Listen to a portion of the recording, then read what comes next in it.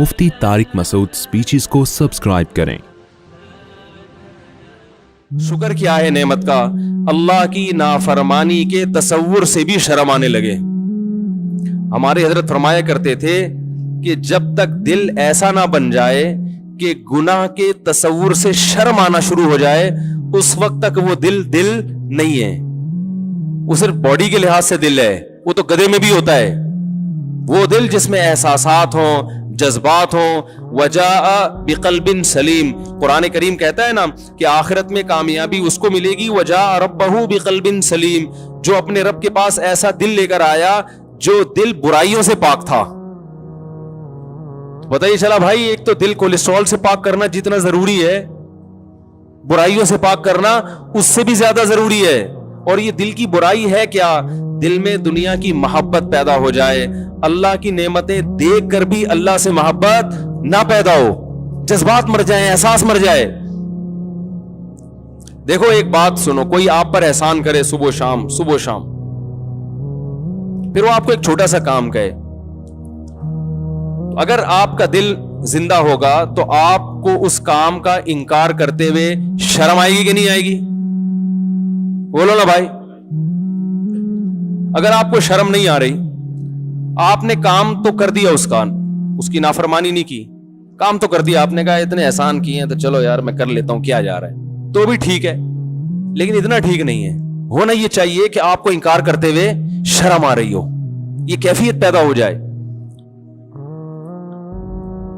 तो उलमा कहते हैं, बुजुर्गान दीन कहते हैं कि सिर्फ इतना काफी नहीं है कि आप गुनाह छोड़ दें, जिना छोड़ दें, शराब छोड़ दें, नमाज कज़ा करना छोड़ दें, वालिदैन को सताना छोड़ दें, रिश्वत खाना छोड़ दें, बदनजरी छोड़ दें, इंटरनेट पर बेहुदा फिल्में, फोश चीजें, वेबसाइटें देखना छोड़ दें, लड़कियों से हराम लज्जतें हासिल करना छोड़ दें। सिर्फ इतना काफी नहीं है, बल्कि सही दिल उस शख्स का होता है कि उसे जब पता चल जाए कि भाई अल्लाह ने इस चीज को गलत करार दिया है, तो उसे वो काम करते हुए शर्म आए। करते हुए नहीं, तसव्वुर, क्योंकि करते हुए तो करना तो शुरू कर दिया उसने, तसव्वुर से शर्म आए, भाई कैसे कर लेते हो? यूसुफ अलैहिस्सलातु वस्सलाम को जब अजीज मिस्र की बीवी ने बंद कमरे में जिना की दावत दी, जवान है, जवान खूबसूरत, और बादशाह की बीवी भी कोई कम खूबसूरत नहीं होगी, और मिस्र का हुस्न तो वैसे ही मशहूर है, मिस्र में थी, कोई रोक टोक नहीं है, ना बदनामी का खतरा। औरत जब खुद दावत दे रही हो तो मना करने में बदनामी का खतरा होता है, क्योंकि इस तरह की औरतें उल्टा बल्ली किस पे डाल देती हैं? मर्द पे डाल देती हैं, बदनाम कर देती हैं, और लोग इस किस्म की बातों में औरत की बात को शौक से सुनते हैं। तो तमाम रास्ते जिना के आसान हो चुके हैं, बदनामी का डर भी नहीं है, बल्कि इंकार करने में बदनामी का डर है, और हुए भी, इंकार करने में जेल जाने का खौफ है, और चले भी गए।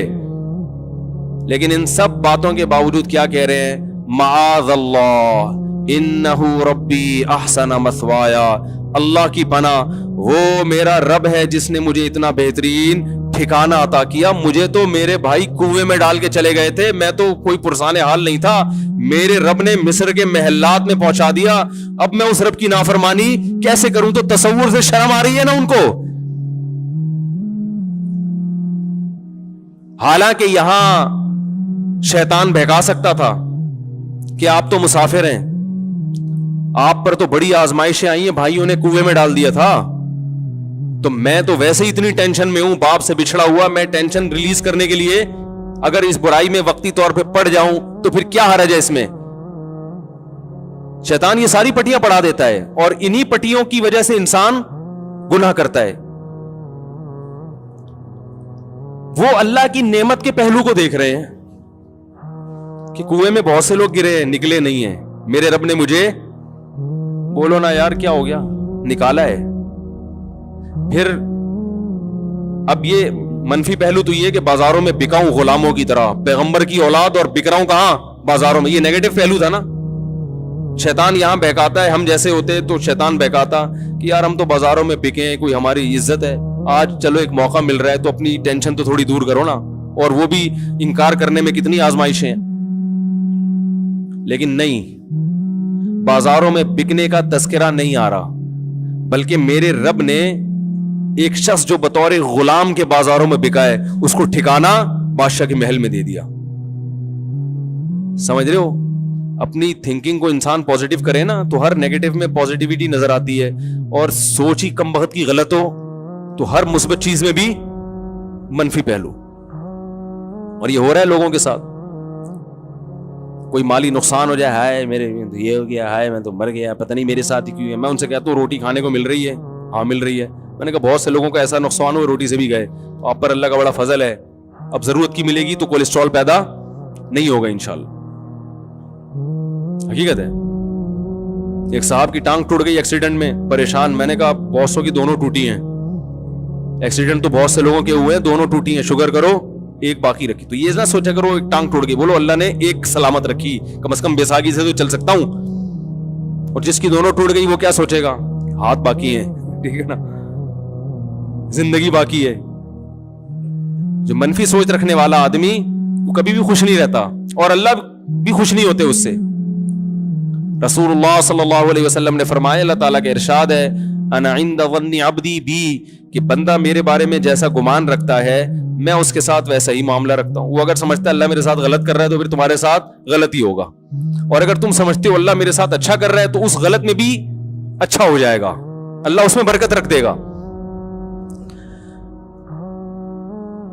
تو یوسف علیہ الصلوۃ والسلام کیا کہہ رہے ہیں کہ میرے رب نے مجھے ایسا ٹھکانہ دے دیا, معاذ اللہ, اللہ کی پناہ, احسن مثوایا, ایسا بہترین ٹھکانہ دیا.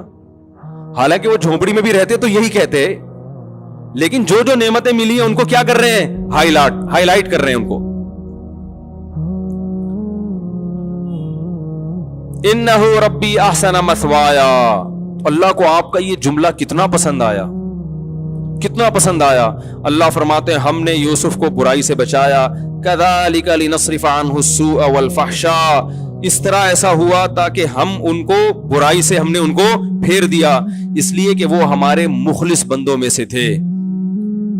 تو انسان جب کوشش کرتا ہے تو اللہ کی مدد بھی اس کے ساتھ شامل ہوتی ہے. زانی دنیا میں بہت گزرے ہیں, آج بھی لوگ ذرا ذرا سی بات پہ زنا کر لیتے ہیں. زنا ہمارے معاشرے میں بہت تیزی سے پھیل رہا ہے, کیونکہ ہماری حکومتوں کی پالیسیاں ایسی ہیں کہ وہ عفیف اور پاک دامن معاشرہ چاہتے ہی نہیں ہیں.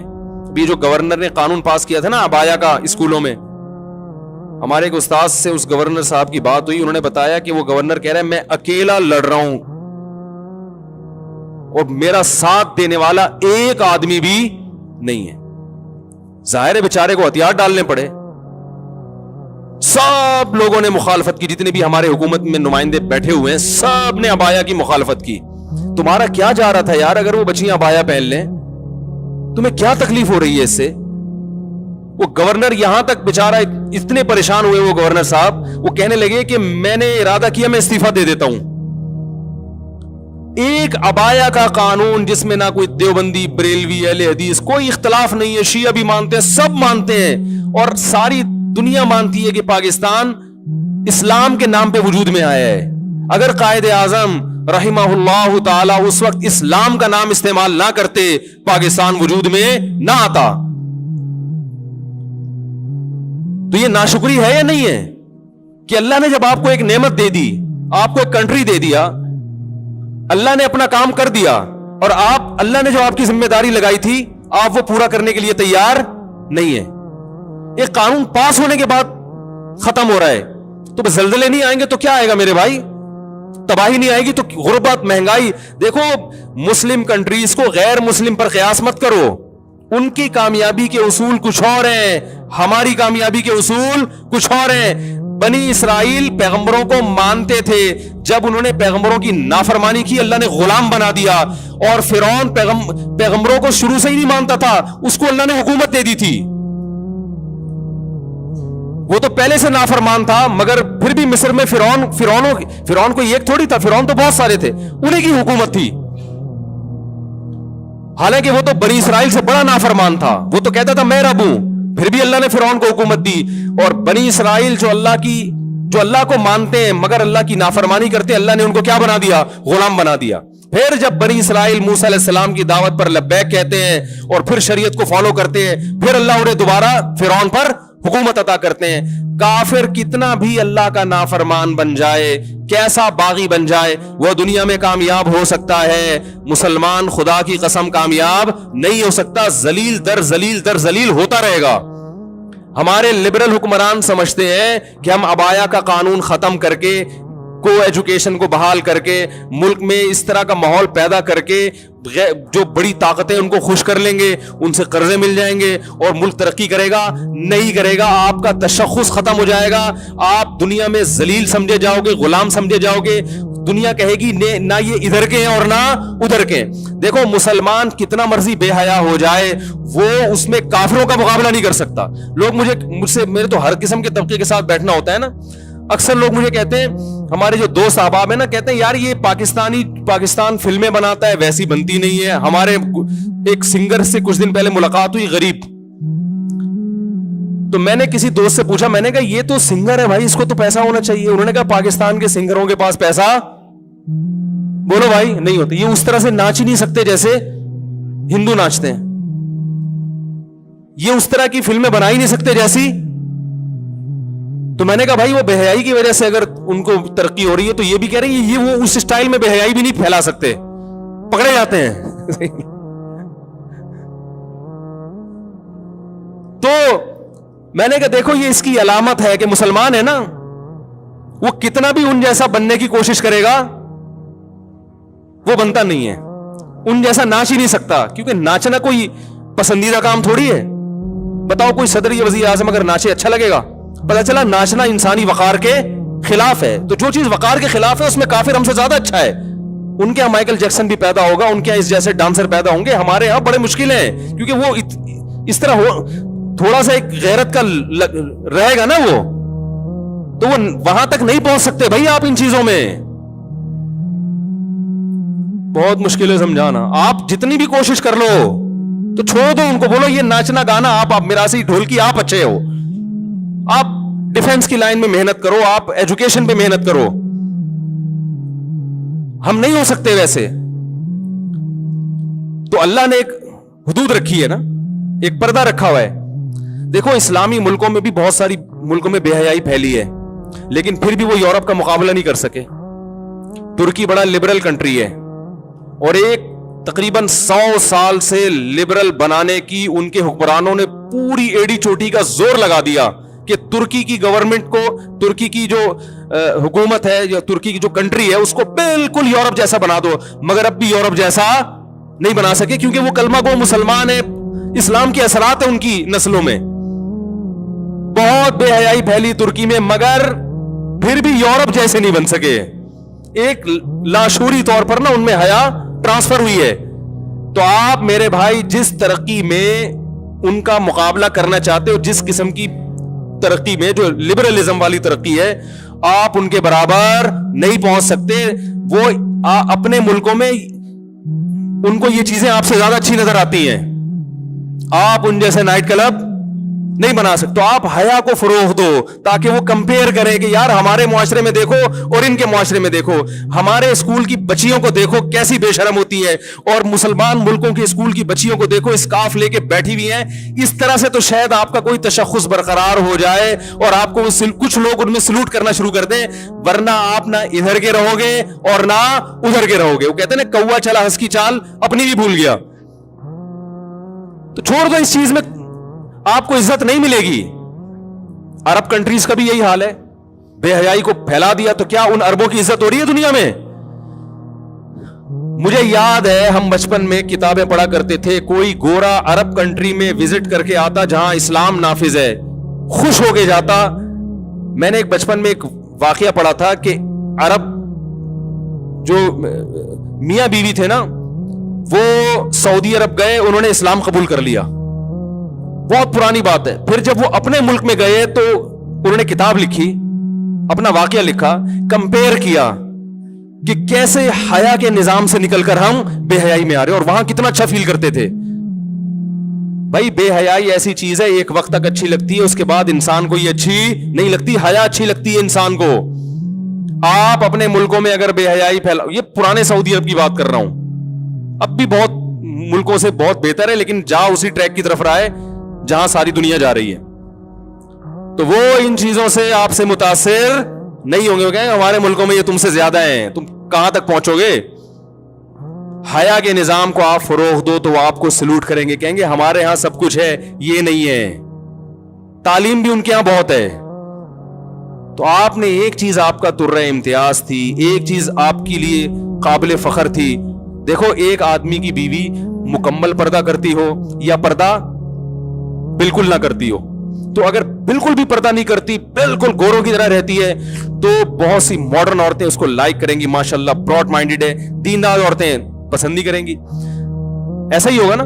اور ایک خاتون بہت زبردست پردہ کرتی ہے تو ماڈرن عورتیں ممکن ہے کچھ اعتراض کریں، لیکن دیندار خواتین اس کو لائک کریں گی۔ لیکن جو بیچ کی خاتون ہے اسے نہ پردے والی پسند کریں گی اور نہ، بولو بھائی، ماڈرن عورتیں اس پہ اعتراض کریں گی، باہر نکلتے ہوئے عبایا لیتی ہے اور جو پردے دار ہے کہیں گی باہر جب نکلتی ہے تو چہرہ تو تمہارا کھلا ہوا ہوتا ہے، تم جوان ہو اور چہرہ کھول کے گھوم رہی ہو، مردوں سے بات چیت کر رہی ہو، تو ادھر ہو جاؤ یا ادھر ہو جاؤ، تو بیچ کا کسی کو بھی اچھا نہیں لگتا۔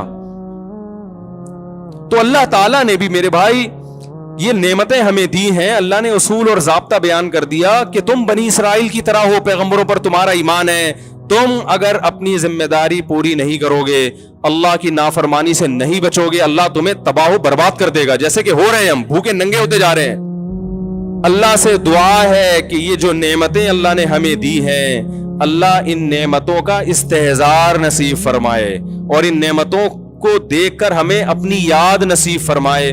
ہمارے حضرت مفتی رشید احمد صاحب رحمہ اللہ تعالی جب بارش ہوتی تھی بہت جذبات میں آتے تھے اور بہت دعائیں مانگا کرتے تھے کہ اے اللہ اس نعمت کا ہمیں شکر کی توفیق دے دے، اور فرماتے تھے میرے دل میں اللہ کی محبت کے جذبات بھڑکنے لگتے ہیں جب میں بارش دیکھتا ہوں کہ میرا رب سخاوت دکھا رہا ہے اپنی، اور اپنی رحمت کا اظہار کر رہا ہے، کیسے زمین آباد ہو جاتی ہے۔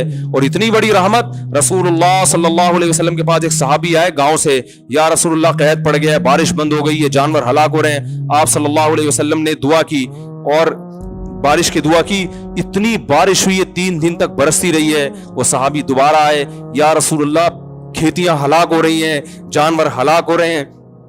آپ صلی اللہ علیہ وسلم کے الفاظ دیکھیں، آپ نے فرمایا اللہم حوالینا لا علینا، یہ نہیں فرمایا کہ اللہ اس بارش کو بند کر دے، یہ تو رحمت ہے، اے اللہ اس کو ہمارے اطراف کی طرف لے جا، ہم پر نہیں بلکہ ہمارے شہر کی سے آبادی سے دور اطراف کی طرف لے جا۔ علماء نے لکھا اس سے صاف پتہ چلتا ہے کہ رسول اللہ صلی اللہ علیہ وسلم نے بارش کے بند کرنے کی دعا نہیں مانگی، کیونکہ قرآن بہت تذکرہ کر رہا ہے اس کا۔ تو اللہ جیسے اس بارش سے مردہ زمین کو زندہ کرتا ہے، اے اللہ تو ہمارے دلوں کو بھی حیات اور زندگی دے دے۔